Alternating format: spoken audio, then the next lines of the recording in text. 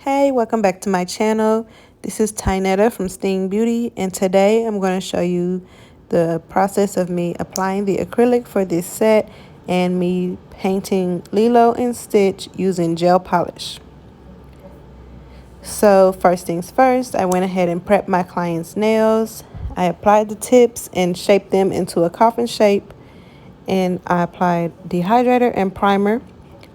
Once I finish with all of that, I'm using a nude acrylic to go ahead and build up the shape on her pointer finger.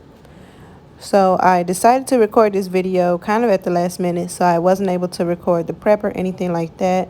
But as you can see, I went ahead and applied a large bead to her nail, allowed that to flow down the nail, and now I'm going to apply the second bead.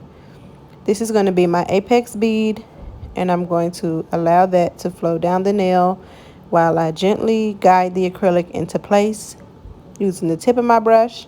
And now I'm using the body of my brush to blend that second bead into the first bead so that it's a seamless transition.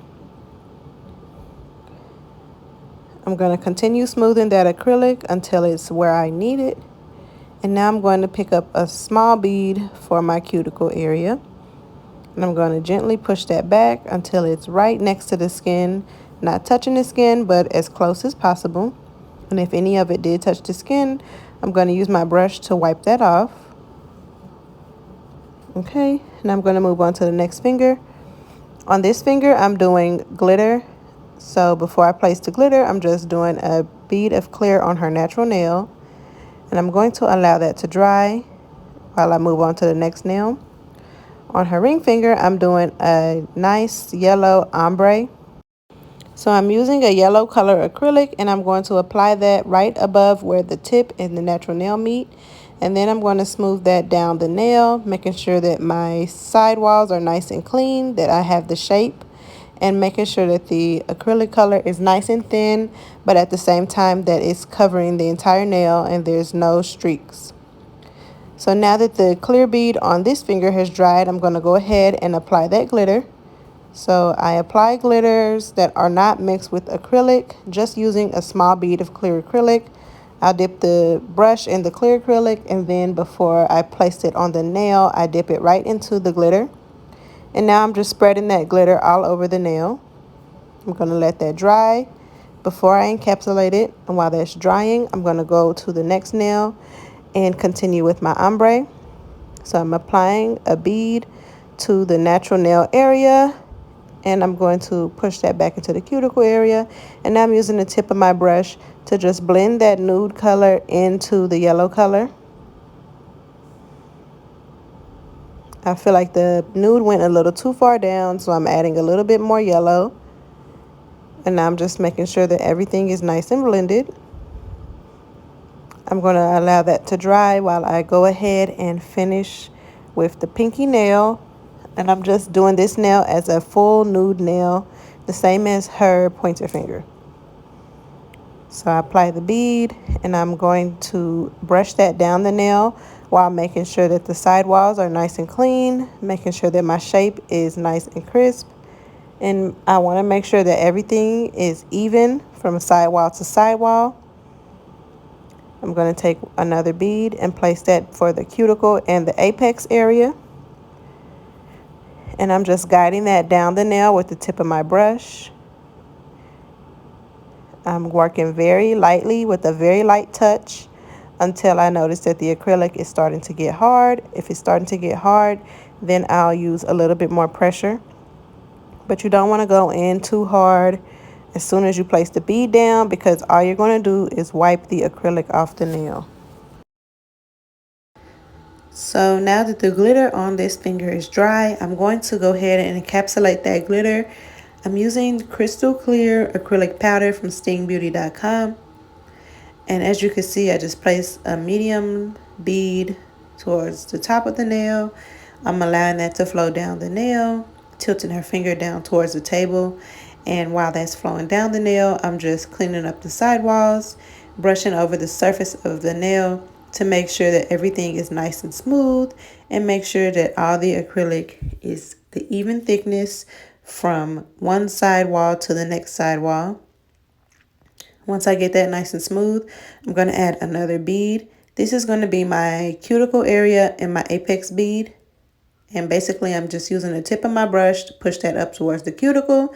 And then I'm going to blend that down the nail towards the tip of the nail, just blending that first bead in with the second bead. And just making sure that nail is as smooth and as close to finished as possible. That's going to save me a lot of time shaping the acrylic at the end. Whenever I do an ombre, I like to encapsulate the ombre just to make sure that the blend is protected. If you file directly on top of the colored acrylic, you have a chance of messing up that smooth ombre. So I just like to use a clear acrylic just to make sure I encapsulate the ombre.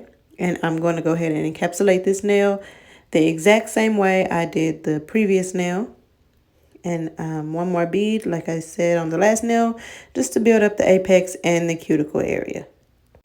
Once I finish applying the acrylic, I'm going to shape the nails with my 100 grit file and roll over the surface of the nails. If you want to see that process, you can check one of my previous videos. Whenever I do my hand painted characters, I like to start off by outlining their basic shapes on the character with a mechanical pencil. Now I'm going in with gel polishes from a bunch of different brands, and I'm just filling in those colors. When you're doing hand painted characters, the best thing you can do is break the picture down into small pieces and then focus on those pieces and see the different, the different details in each of those pieces. So right now, like, I'm focusing on her shirt. I'm not looking at anything else. I'm just zoomed in to her shirt. Same for her eyes. I made sure I actually looked at the shape for her eyes and drew it how it looked on the picture. If you're not used to drawing, this is probably a new technique for you, but this is the best way to do it. So I usually break the picture down. So right now I'm working on her face. I have the picture zoomed in super close. I noticed that her nose was not as close as it could be a couple times. So you notice me erasing that and just drawing something else closer back, putting her eyebrows, putting in just a lot of little details. Once I start in with the black outlines, you'll notice that the character starts to look more like themselves. So here's Lilo and here's Stitch. I'm starting out the same way. I sketched out the outline of his basic shapes with my pencil, and now I'm filling in those colors with my gel polish, doing the blue color for his fur. Once I finish with that, I'm going to cure it in the light, and then I'm going to go on to the next color, which is this light blue. I'm also using the same color on his bottom lip and to shape his eye sockets. Once I get his eyes done, I'm going to use this purple color to fill in his ears. So there's basically 3 steps to my characters. First step is the outline with the pencil. Second step is filling with the color. And the third step is getting all those small details. So now I went in with his eyes. I'm going to fill his mouth in with this red color for a background. And now I'm just doing even more small details. So the pupils on his eyes, these little bitty teeth. And I'm slowly going to start adding in different details. So we have his tongue, and now I'm doing the outline on his ears. Usually when I'm doing the outline, I'll cure it 2 or 3 times, just so that while I'm doing all those small details, I don't accidentally mess something up. And adding in those black lines definitely makes a big difference in how your characters look. So just take your time, go slow and steady, make sure your hands aren't shaking, and just try your best to make it look as close as possible to the real thing. This is how the nails turned out. I added some pineapples and some different Hawaiian inspired abstract nail art on the other nails. Thank you so much for watching my video, especially if you got this far. If you learned anything from this video, please give this a thumbs up and share it with somebody who you think could use this. Make sure you subscribe to my channel for more videos and follow me on Instagram for more content every day showing how I do nails behind the scenes. Thanks for watching, and I will talk to you guys soon.